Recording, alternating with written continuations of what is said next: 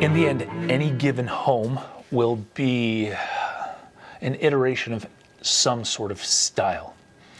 And determining what that style is at the outset of the design process is critical to executing a successful project. And so when we're looking at style and you're determining your style, really there's a couple things and benchmarks that we're trying to hit. Are we traditional? Are we modern? Or are we transitional, which is somewhere in between? If you look at the qualifications or things that qualify traditional architecture, it's pretty much all the stuff prior to 1920, 1930. And in traditional architecture, you have a very regularized order, fairly simple massing, great proportion on details and ornament, and they use natural materials.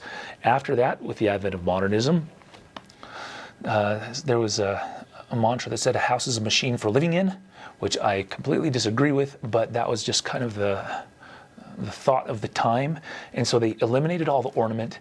They said the styles are dead, and then what we had was a very engineered style of architecture, which no longer defined rooms by rooms, but defined just general ambiguous space, because we were building out of steel and engineered materials that could span tons of distances, whereas with the traditional stuff, we could only span certain distances. And so anyway, but the biggest difference will be the conceptualization on how you order a room or space and how much ornament and decoration you put on any given thing.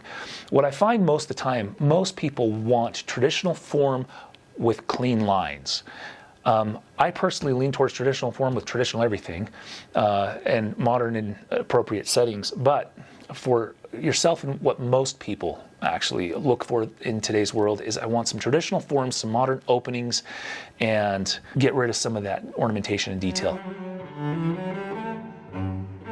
Just one quick warning about eliminating ornament on traditional styled homes is that they can begin to feel quote unquote flat. One of the reasons why 5-bay colonials look the way they do is because of all of those molding details that exist on the outsides and surrounding the architectural openings. If you eliminate those, you're eliminating the character of the home, and it might begin to feel just a little empty because it's missing one of the critical components.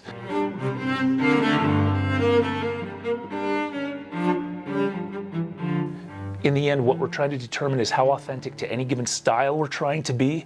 That will also affect budget. It will affect how we design it. It will affect how wide the building is or how narrow the building is. And there's a lot of factors, because that's one more thing that begins to set up the parameters of the sandbox in which we're building our castle.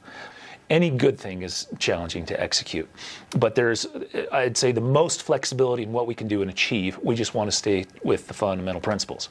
So when looking at design or style with what you resonate with, Pinterest, pick stuff, see if there's consistencies, see where you land on the spectrum from modern to classic, and define that.